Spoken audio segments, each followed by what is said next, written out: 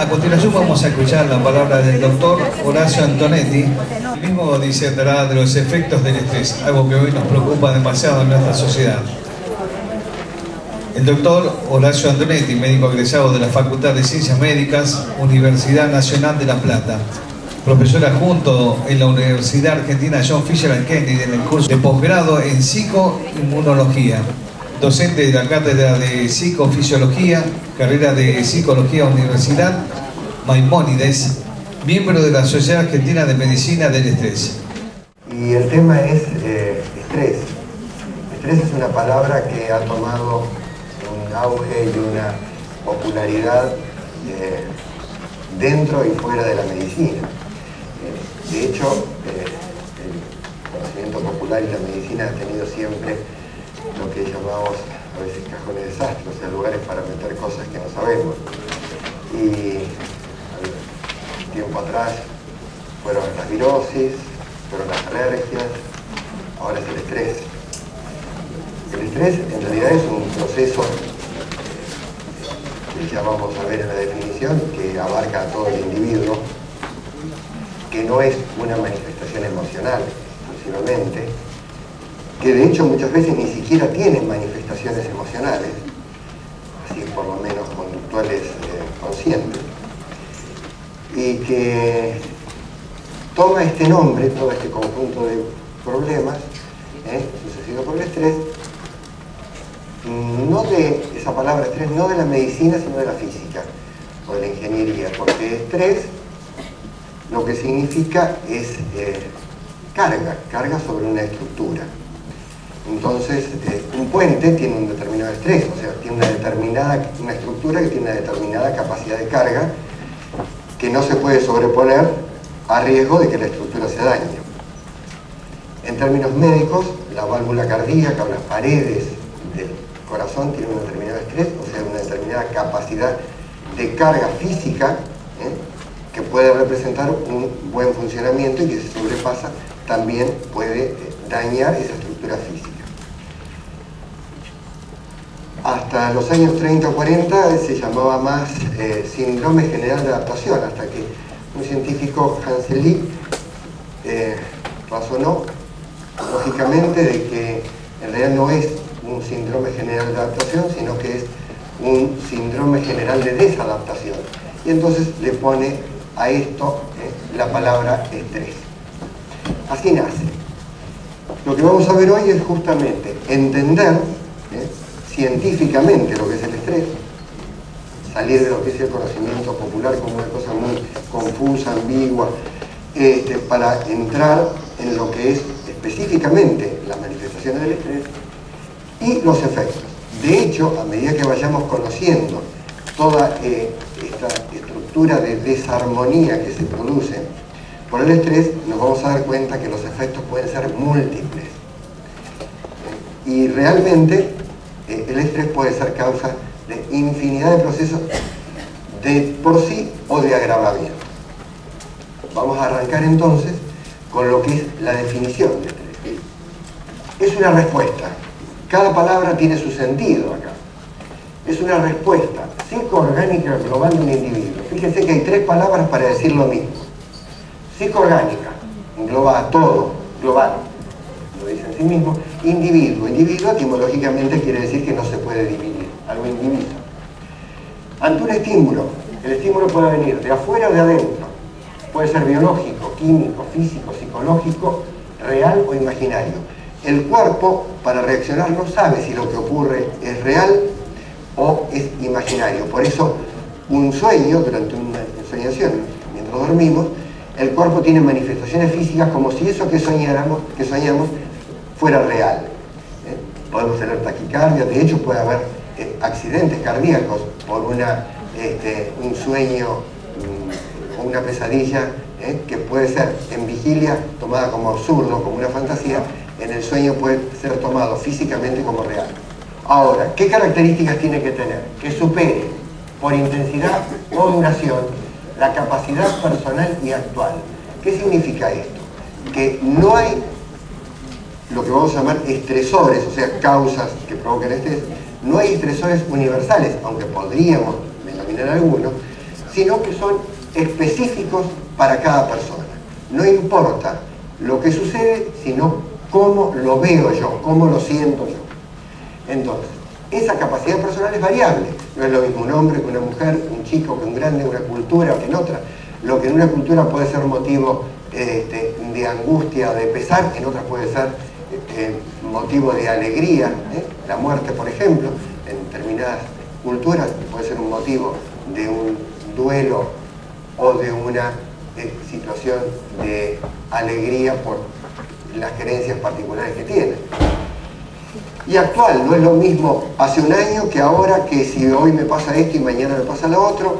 O sea que el peso de cada estresor es sumamente variable, y esto es fundamental, sobre todo a la hora de hablar con alguien que se dice: estoy estresado, ¿qué te pasa? Tal cosa.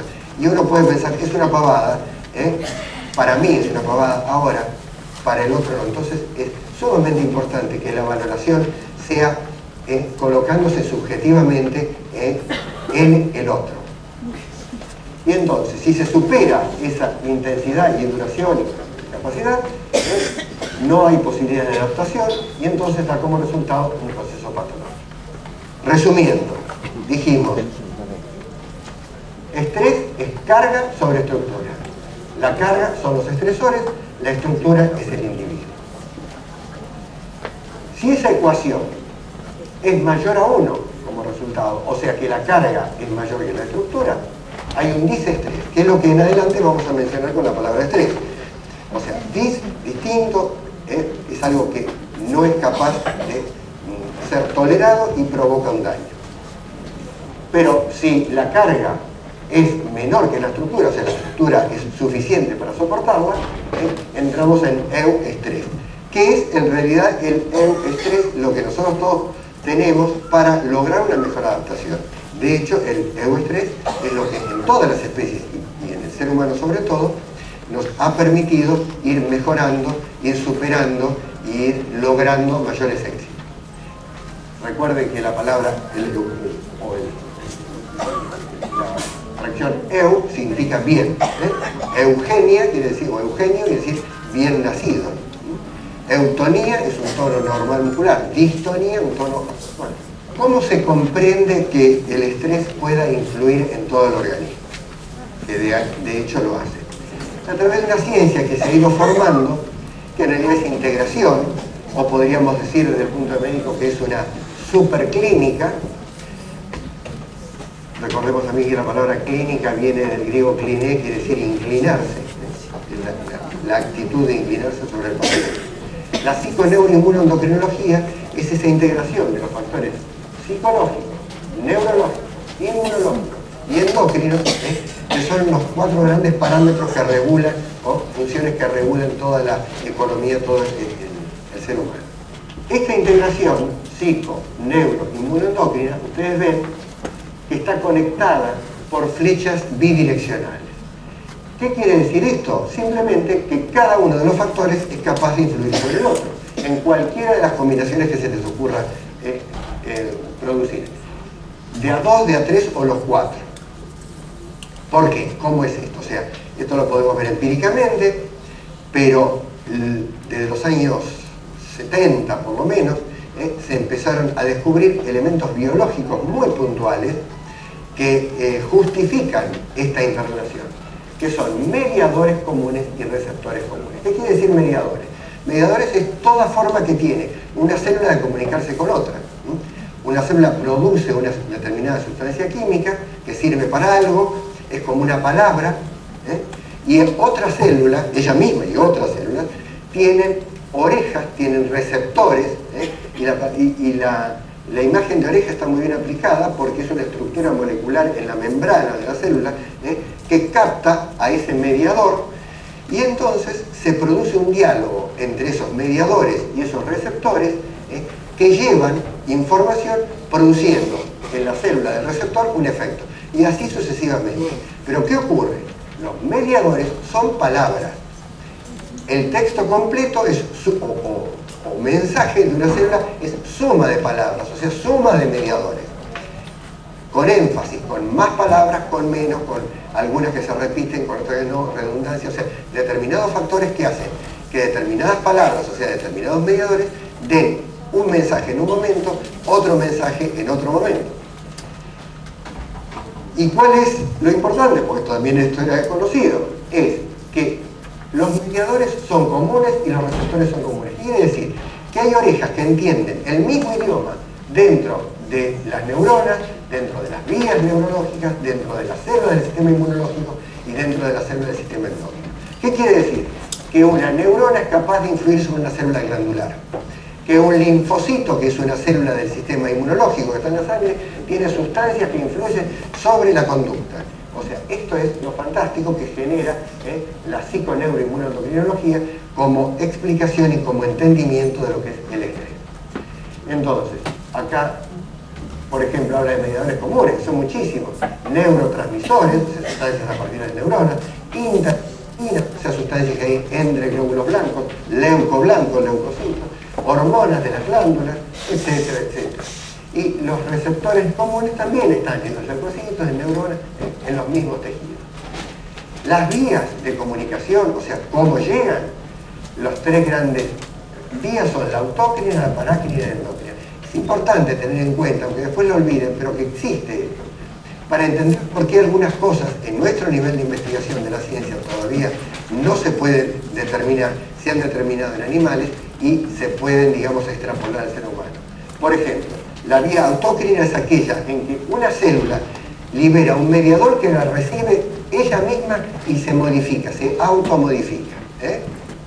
Es cuando yo voy medio dormido en el auto, sí me quiero despertar, me cacheteo, sí, es una autoagresión, digamos, para despertar, es una autoestimulación. La parácrina, que es aquella en la cual una célula estimula a otra que está al lado, parácrina, al lado, vecina. Entonces, en estos dos elementos es muy difícil todavía poder demostrarlo a nivel humano, pero cantidad de pruebas clínicas y pruebas de laboratorio experimentales en animales corroboran que esto es así también en el ser humano. Y endócrina, que es la más común, donde un mediador se libera a la sangre y viaja por el organismo cerca o lejos y produce un determinado efecto en otras células. Esto sí es asequible porque se puede sacar sangre y se puede analizar la sangre. Entonces, en un análisis de sangre podemos ver mediadores de estrés, otro elemento importante que nos corrobora objetivamente, científicamente, bioquímicamente, variaciones que están debidas al estrés. Ahí vamos entendiendo entonces científicamente cómo el estrés es capaz de provocar toda una distonía o una alteración en todo el sistema o en toda la economía. ¿Cómo se van produciendo esos efectos? Hay lo que se llama una cascada del estrés. Cascada porque es algo que viene de arriba abajo, mojando o influyendo sucesivamente en una cantidad de estructuras.